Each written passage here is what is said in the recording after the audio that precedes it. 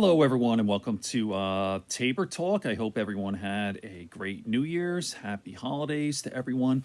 I said that I would start, doing these videos on a more regular basis. We'll see how that turns out. So, when I started this video, started this channel, I spent a lot of time breaking down the Joe Rogan podcast, each and every podcast. Great admirer of Rogan. Started listening to Joe. Literally, the very first episode on Christmas Eve of 2009 with Brian Redban. And obviously, he's changed, right? He seems like he's captured ideologically, from the right. He's friends with Greg Abbott, a bunch of other guys. So, still maintain he's a great guy. He's got a heart, although he can absolutely be a dick. But today's podcast with Bret Weinstein, and he's talking about some of his old friends have just walked away. Like, for example, Josh Zepps.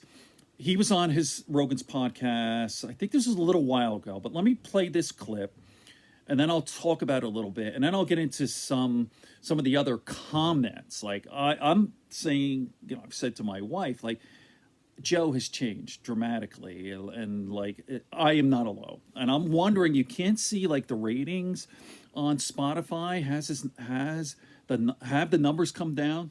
I don't know. But let me just play this small clip from David Pakman, and then I'll talk a little bit more about this. Here we go. Rogan program. Joe Rogan interviewed a friend of our show, Josh Zepps, very good guy. I've been on his show. Doesn't mean Josh and I agree on everything. But I've always you don't have to see known him to be a good guy. I'll just play the audio. Josh appeared with Joe Rogan, and the topic came up of myocarditis risk for young men from the COVID vaccines. Important topic.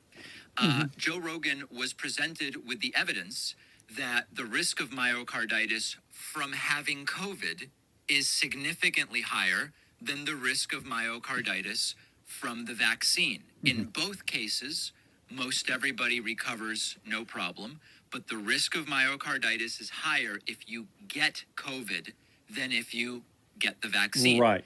In real time, you will see really disappointing, goalpost moving, and techniques from Joe Rogan that are really typical, sadly, of the people that email me and are clearly set in their ways and don't want to have their minds changed. So let's take a look at the conversation. This is interesting. It's also really sad. Pointing. Myocarditis more common after COVID-19 infection than vaccination. But is this what... So first, now here's a study. The study already says myocarditis is more common from COVID than from the vaccine. So that already goes against what Joe Rogan has been told, and I'll show you part of where he got it. Children? Yeah, we're talking about young people.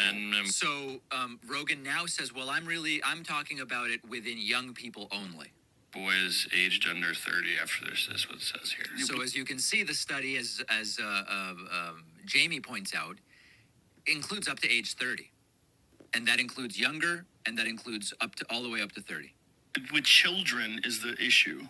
Well, no, Rogan says, I'm only concerned about children here. We're talking about 15-year-olds. Well, we're talking about young children. Male so yes, child. 12 to 17. 12 to 17, more likely to develop myocarditis within 3 months of catching COVID at a rate of 450 cases per million infection. This compares to 67 cases of myocarditis per million. So Josh points out correctly, look at the 12 to 17 age group. Is that young enough, Joe?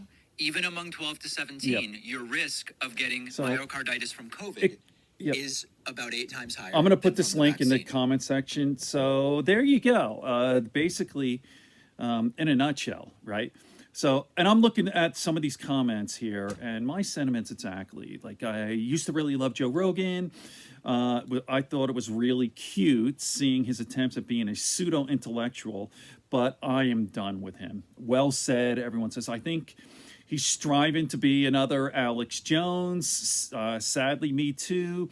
Yeah, I used to challenge guest claims. He used to challenge guest claims with logic before he adopted things as facts. Now he's much easier to manipulate with false information.